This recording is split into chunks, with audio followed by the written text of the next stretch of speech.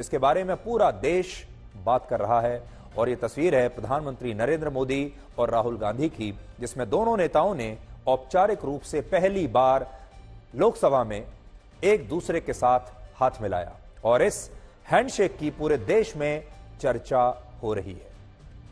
आज ओम बिरला को ध्वनि मत से लगातार दूसरी बार लोकसभा का स्पीकर चुना गया और यह परंपरा है कि जब लोकसभा के नए अध्यक्ष को चुना जाता है तो सदन के नेता यानी लीडर ऑफ द हाउस और सदन में नेता प्रतिपक्ष यानी लीडर ऑफ द ऑपोजिशन और संसदीय कार्य मंत्री, ये तीनों लोग स्पीकर को उनके आसन तक लेकर जाते हैं।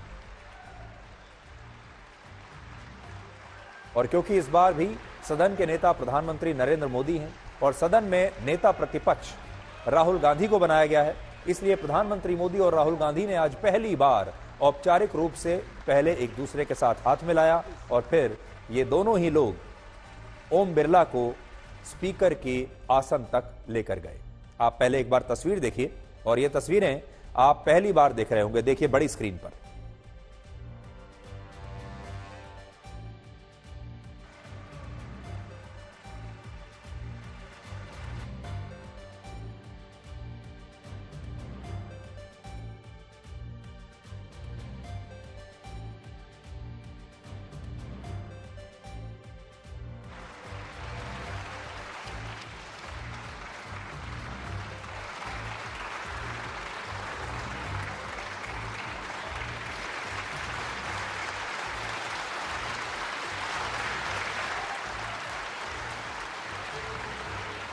तो ये वो तस्वीरें हैं जो देश ने शायद इस तरह की तस्वीरें पहली बार देखी हैं। यादगार तस्वीरें हैं और बड़ी बात यह है कि जब राहुल गांधी ओम बिरला को बधाई देने के लिए आ रहे थे तब प्रधानमंत्री मोदी ने उन्हें हाथ से इशारा करके सामने बुलाया और उन्हें खुद ये ऑफर किया कि वो ओम बिरला को आकर बधाई दें। और इसके बाद जो परंपरा होती है उसके तहत प्रधानमंत्री मोदी और राहुल गांधी ओम बिरला को उनके आसन तक लेकर गए और इस दौरान कैमरे का जो फ्रेम था उसमें प्रधानमंत्री मोदी और राहुल गांधी पहली बार एक साथ नजर आ रहे थे, यानी देश ने पहली बार इन दोनों नेताओं को एक साथ एक फ्रेम में आज देखा है।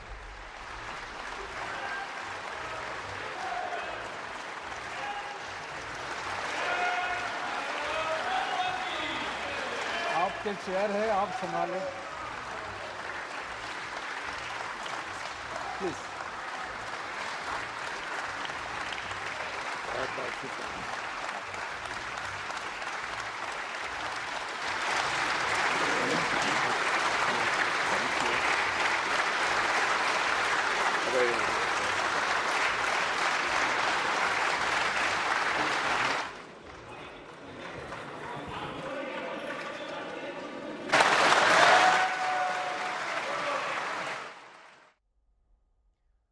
तो ये जो तस्वीरें आज आप देख रहे हैं इनमें आपको इस बार के लोकसभा चुनावों के नतीजे नजर आ रहे होंगे। इन तस्वीरों में भारत की राजनीति में जो नया बदलाव आया है वो नजर आ रहा होगा। प्रधानमंत्री मोदी और राहुल गांधी का यह पहला औपचारिक हैंडशेक है लोकसभा में, क्योंकि इससे पहले सिर्फ एक बार ही ऐसा हुआ था जब वर्ष 2018 में राहुल गांधी ने इसी लोकसभा में अपने भाषण के बाद प्रधानमंत्री मोदी को उनके पास जाकर गले लगा लिया था। लेकिन आज जो हैंडशेक हुआ है वो पहला औपचारिक हैंडशेक है जिसमें एक तरफ सदन के नेता के रूप में प्रधानमंत्री मोदी हैं और दूसरी तरफ सदन में नेता प्रतिपक्ष के रूप में राहुल गांधी हैं। दो तस्वीरें आप एक बार अच्छे से देखिए। ये पुरानी तस्वीर की मैं बात कर रहा हूं, बड़ी स्क्रीन पर आप देखिए। ये पुराने संसद भवन की तस्वीरें हैं।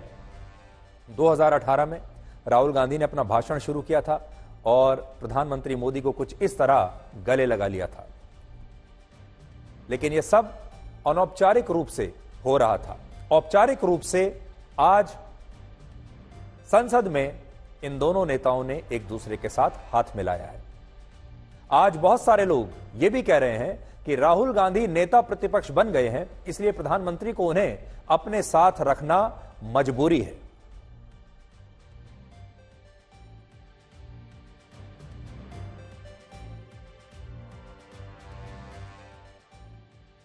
तो क्या यह वाकई मजबूरी है? क्या ऐसा पहली बार हो रहा है? सच यह है कि वर्ष 2014 में जब सुमित्रा महाजन को लोकसभा का स्पीकर चुना गया था, तब भी प्रधानमंत्री मोदी के साथ लाल कृष्ण आडवाणी और विपक्ष की तरफ से मल्लिकार्जुन खड़गे सुमित्रा महाजन को उनके स्पीकर की कुर्सी तक लेकर गए थे। तस्वीरें जरा देख लीजिए, 2014 की तस्वीरें हैं। इसके बाद वर्ष 2019 में जब ओम बिरला पहली बार स्पीकर बने, तब प्रधानमंत्री मोदी के साथ यह जिम्मेदारी विपक्ष की तरफ से कांग्रेस पार्टी के पूर्व सांसद अधीर रंजन चौधरी ने निभाई थी। और इससे यह पता चलता है कि जब कांग्रेस ने लोकसभा में अधिकृत रूप से नेता प्रतिपक्ष का पद रखने का भी अधिकार खो दिया था, तब भी प्रधानमंत्री मोदी ने विपक्ष के नेताओं को उस समय भी पूरा सम्मान दिया था। इसलिए यह पहली बार नहीं हो रहा है और ना ही यह प्रधानमंत्री मोदी ने मजबूरी में कुछ किया है। बहुत सारे लोग कह रहे हैं कि राहुल गांधी का कद अब इतना बढ़ गया है और विपक्ष की मजबूती इतनी बढ़ गई है कि आज प्रधानमंत्री मोदी को राहुल गांधी को अपने साथ लेकर जाना ही पड़ा। लेकिन ऐसा नहीं है। पुरानी तस्वीरें आप देख सकते हैं, यह परंपरा शुरू से रही है। अब आप यह देखिए कि इस बार लोकसभा की कार्यवाही में क्या नया हुआ है और क्या क्या हुआ है। पहली बात, 10 वर्षों के बाद विपक्ष को अधिकृत रूप से सदन में नेता प्रतिपक्ष का पद पहली बार मिला है 10 साल के बाद। और इस बार कांग्रेस की तरफ से राहुल गांधी को नेता प्रतिपक्ष बनाया गया है। और यह पहला मौका है जब राहुल गांधी को देश में कोई संवैधानिक पद की जिम्मेदारी मिली है। यानी यह राहुल गांधी का अपने जीवन में पहला संवैधानिक पद है, पहली संवैधानिक जिम्मेदारी है। अधिकृत रूप से नेता प्रतिपक्ष बनने के लिए मुख्य विपक्षी पार्टी के पास लोकसभा के 10% सांसद होने चाहिए, जबकि इस बार कांग्रेस के पास 18% यानी 98 सांसद हैं। 2014 में कांग्रेस के पास 44 और 2019 में 52 सांसद थे, जो 10% यानी 54 सांसदों की संख्या से कम थे। और इसीलिए तब कांग्रेस को अधिकृत रूप से नेता प्रतिपक्ष का पद नहीं मिला था। दूसरा, 10 वर्षों के बाद लोकसभा में विपक्ष सबसे मजबूत स्थिति में है। और पिछली लोकसभा में जहां विपक्ष के पास 142 सांसद थे, वहीं इस बार उनके पास 234 सांसद हैं। यानी विपक्ष पहले के मुकाबले कहीं ज्यादा बड़ा है, कहीं ज्यादा मजबूत है। संख्या बल पहले के मुकाबले काफी बढ़ चुकी है। इसलिए इस बार जो लोकसभा है वो एक तरफा नहीं होगी। तीसरी बात, दिवंगत नेता बलराम जाखड़ के बाद ओम बिरला भारत के दूसरे ऐसे नेता बन गए हैं जिन्होंने बतौर लोकसभा अध्यक्ष अपना पहला कार्यकाल पूरा करने के बाद लगातार दूसरी बार स्पीकर की जिम्मेदारी संभाली है। और बड़ी बात यह है कि आज लोकसभा चुनावों के नतीजे आने के सिर्फ 22 दिनों के अंदर ही स्पीकर के चुनाव के लिए एनडीए और विपक्ष के इंडिया गठबंधन के बीच पहली सीधी टक्कर होने वाली थी। और जब यह टक्कर हुई भी तो विपक्षी दलों ने बिना मैच खेले ही, बिना युद्ध लड़े ही हार मान ली और ध्वनि मत से फैसला होने के कारण वोटों का डिवीजन भी नहीं हुआ। अगर ध्वनि मत की जगह वोटिंग से स्पीकर का चुनाव होता तो उससे पता चल जाता कि एनडीए के पास आज कितने सांसद हैं और विपक्ष कितना मजबूत है। लेकिन शायद विपक्षी दलों ने अपने नंबर्स को छिपाने के लिए वोटों का डिवीजन मांगा नहीं और स्पीकर के चुनाव का फैसला ध्वनि मत से ही हो गया। और विपक्षी दल कितने विभाजित हैं, इसका अंदाजा आप लगाइए कि टीएमसी का दावा है कि विपक्ष ने वोटों का डिवीजन मांगा था और कांग्रेस और उद्धव ठाकरे की पार्टी का कहना है कि उन्होंने वोटों का डिवीजन मांगा ही नहीं था। इसके अलावा कुछ लोग यह भी कह रहे हैं कि ध्वनि मत में हां से ज्यादा ना बोलने वाले सांसद थे, उनकी आवाज मतलब ज्यादा तेज थी। लेकिन इसके बावजूद स्पीकर का चुनाव ओम बिरला जीत गए और बीजेपी ने इसमें भी विपक्ष के साथ एक खेला कर दिया। लेकिन हकीकत में क्या हुआ था और हां और ना में से किसके स्वर ज्यादा ऊंचे थे, आप खुद आज सुन लीजिए। Shri Om Birla, a member of this House, be chosen as the Speaker of this House. Those in favor may say aye. Aye. Those against may say no. No. I think the ayes have it. The ayes have it.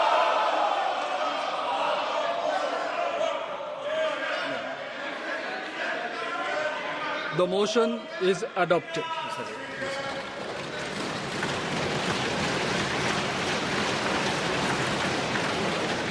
Shri Om Birla is declared elected as the Speaker of this House.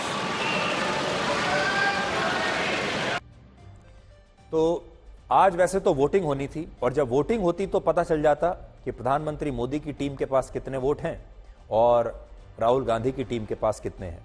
लेकिन आज voting नहीं हुई और उसकी जगह ध्वनि मत से ये फैसला हुआ। और ध्वनिमत का मतलब होता है जब यस या नो आपको बोलना होता है और जिसकी संख्या और जिसकी आवाज ज्यादा होती है वो जीत जाता है। आज प्रधानमंत्री मोदी ने ओम बिरला के स्पीकर चुने जाने पर उनके काम के साथ साथ उनकी मुस्कुराहट और उनके विनम्र व्यवहार की प्रशंसा की।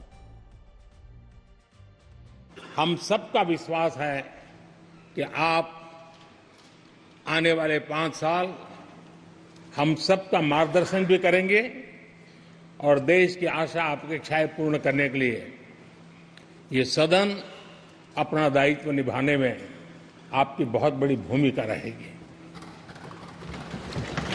आदरणीय अध्यक्ष जी, हमारे शास्त्रों में कहा गया है कि विनम्र और व्यवहार कुशल व्यक्ति सफल सहज रूप से होता है और आपको तो उसके साथ साथ एक मीठी मीठी मुस्कान भी मिली हुई है।